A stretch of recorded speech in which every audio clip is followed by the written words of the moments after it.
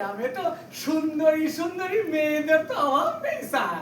আমরা তো আপনাদের সেবা করার জন্য সবসময় প্রস্তুত আছি, কিন্তু আমরা তো অন্তর্যামী হতে পারি না যে আপনাদের মনে কখন কি চলতিছে, আপনারা কখন কি চান।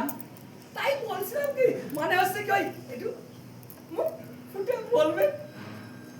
আসি হরে কৃষ্ণ হরে আপনাকে যে খবরগুলো দিতে বলা হয়েছিল সে খবরগুলো তো দেন না। শুনলাম ভাগ ও বর্গা চাষিরা নাকি নতুন কোনো বিপ্লবের স্বপ্ন দেখছে, কমিউনিস্টরা স্বপ্ন দেখাচ্ছে।